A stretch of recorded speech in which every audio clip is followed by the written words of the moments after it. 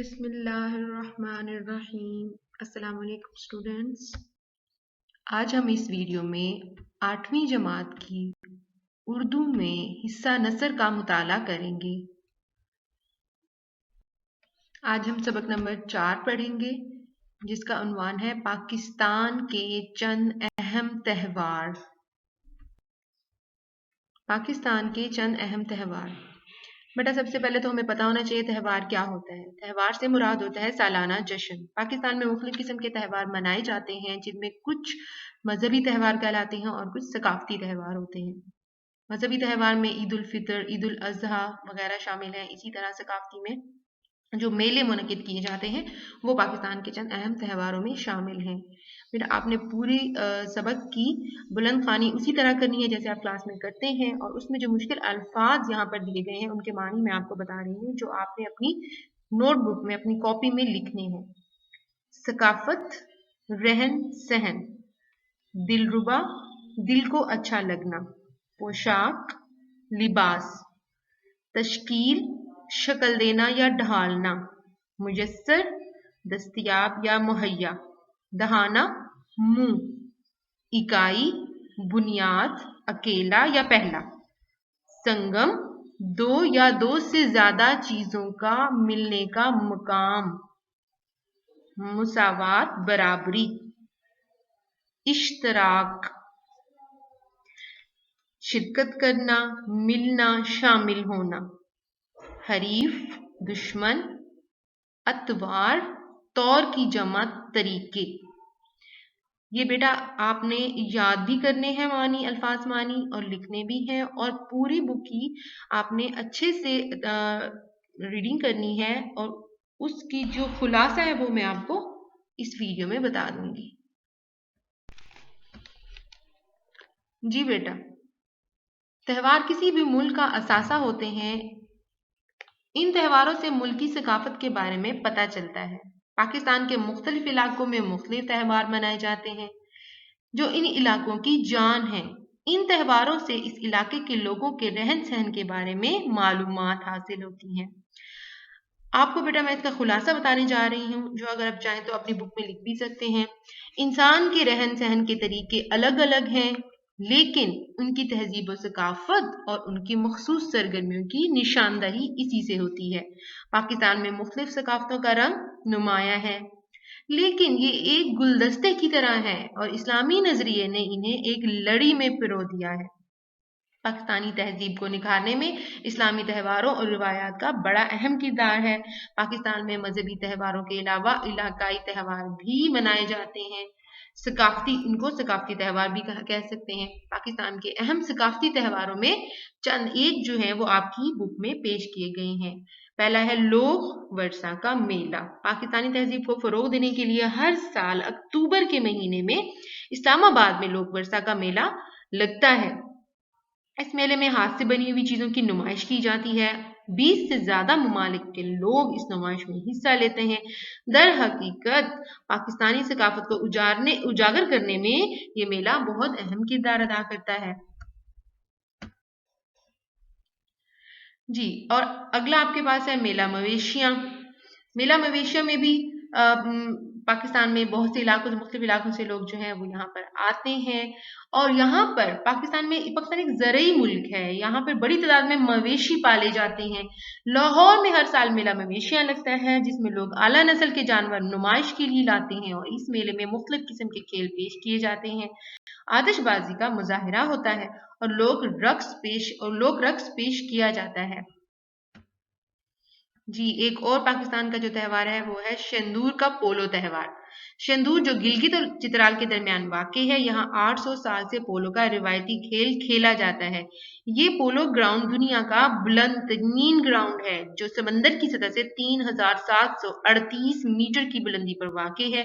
دنیا بھر سے سیاح یہ میچ دیکھنے کے لیے آتے ہیں، اور اس کے علاوہ یہاں گھریلو دستکاریوں کی نمائش بھی کی جاتی ہے۔ شمالی علاقہ جات کی موسیقی اور ان کے مخصوص رقص میلے کی دلچسپی کو بڑھا دیتے ہیں۔ جی، جو اگلا تہوار ہے وہ ہے سبی میلہ۔ سبی درہ بولان کے دہانے پر آباد ہے۔ سبی جو ایک جگہ ہے، جس شہر کا نام ہے، جگہ کا نام ہے، جو طرابلان کے دہانے کا مطلب منہ، یہاں ہر سال 15 فروری کو ایک ثقافتی میلہ منعقد ہوتا ہے۔ یہ میلہ پہلی بار 1885 میں منعقد ہوا تھا۔ میلے میں قبائلی ملبوسات اور دستکاریوں کی نمائش ہوتی ہے، مخصوص علاقائی رقص پیش کیے جاتے ہیں۔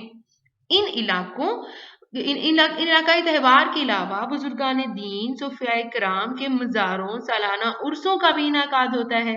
ان میلوں اور تہواروں میں لوگوں کو ایک دوسرے کے قریب آنے کا موقع ملتا ہے اور لوگ ایک دوسرے کے رسم و رواج سے آگاہ ہو جاتے ہیں۔ جی بیٹا، اب ہم اس کی مشق کرنے جا رہے ہیں۔ اس کی مشق میں ہم سب سے پہلے سوال جواب کریں گے۔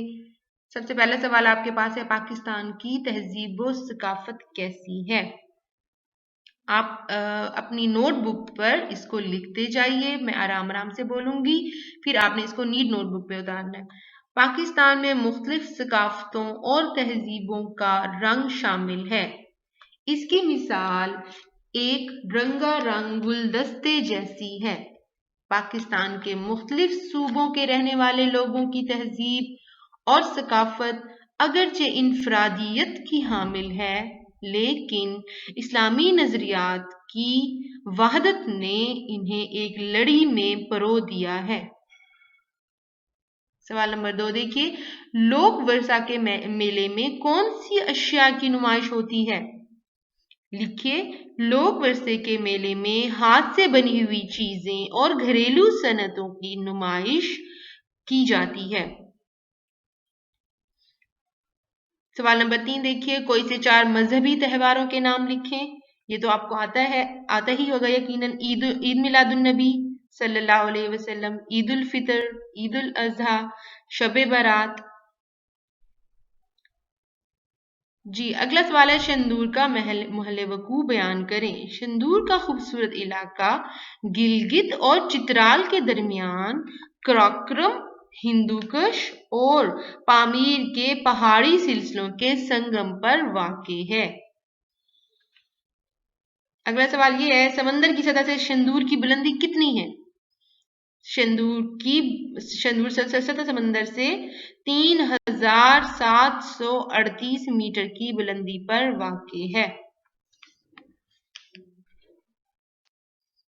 جی بیٹا، اب ہم اس کی اگلی ایکٹیویٹی کرنے جا رہے ہیں۔ سوال نمبر 2، سبق پاکستان کے چند اہم تہوار کے مطابق درست جواب کی نشاندہی کریں۔ پاکستان کی تہذیب و ثقافت کی مثال ہے ایک رنگا رنگ گلدستے کی۔ پاکستان کے مختلف علاقوں کے لوگوں کو ایک لڑی میں پرو دیا ہے، اسلامی نظریے نے۔ لوک ورثے کا میلہ شہرت کا حامل ہے، عالمی شہرت کا حامل ہے۔ پاکستان بنیادی طور پر ملک ہے زرعی۔ پاکستان کا سب سے بڑا میلہ مویشیاں منعقد ہوتا ہے فروری کے آخری ہفتے میں۔ لوک ورثہ کے زیر اہتمام میلے کا انعقاد کیا جاتا ہے اسلام آباد میں۔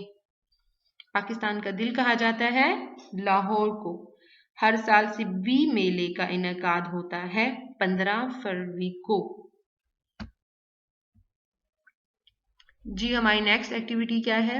درج ذیل الفاظ کے معنی لغت سے تلاش کر کے لکھیں اور انہیں اپنے جملوں میں استعمال کریں۔ ان الفاظ کے معنی تو میں آپ کو بتا رہی ہوں، لیکن جملے آپ نے خود بنانے ہیں اور یہ آپ نے اپنی نوٹ بک پہ کام کرنا ہے۔ اس پہ الفاظ معنی بھی لکھنے ہیں اور جملے بھی بنانے ہیں۔ مسافت سفر، مویشی چوپائے، محیط چھایا ہوا، نمائش دکھاوا، فروغ ترقی کرنا، دستکاری ہاتھ سے کیا ہوا کام۔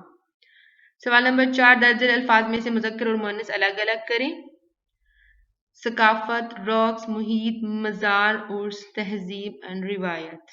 اس میں جو مذکر الفاظ ہیں وہ یہ ہیں، رقص، محیط، مزار، عرس۔ سبق پاکستان کے چند اہم تہوار کے مطابق مناسب لفظ کی مدد سے خالی جگہ پر کریں۔ سبی दर्रा बोलान के दहाने पर आबाद एक शहर है। पाकिस्तान की अक्सरियत ज़राअत के शोबे से मुंसलिक है। पाकिस्तान के रात के वक्त आतिशबाजी का मुजाहरा मेला मवेशियों को चार चांद लगा देता है। सिंदूर में पोलो का खेल 800 साल से मारूफ है। सिब्बी मेले की रिवायत 1 सदी से जायद अरसे पर मुहित है।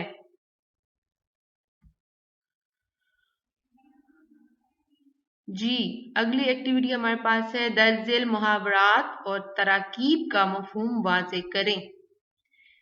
एक लड़ी में पिरोना, एक जगह इकट्ठा करना या इत्तेहाद कायम करना। चार चांद लगाना, रौनक बढ़ाना, रौनक दोबाला करना। नुमाया मुकाम रखना, अलग हैसियत रखना, दूसरों से मुनफरिद होना। शोहरत हासिल करना, मशहूर होना। इश्तराक के अमल, मुश्तरका तौर पर कोई काम करना। जी बेटा, अब हम इसकी अगली एक्टिविटी करने जा रहे हैं। सबक पाकिस्तान के चंद अहम त्यौहार के मुताबिक कॉलम अलिफ के अल्फाज को कॉलम बे के मुतल्लिका अल्फाज से मिलाइए।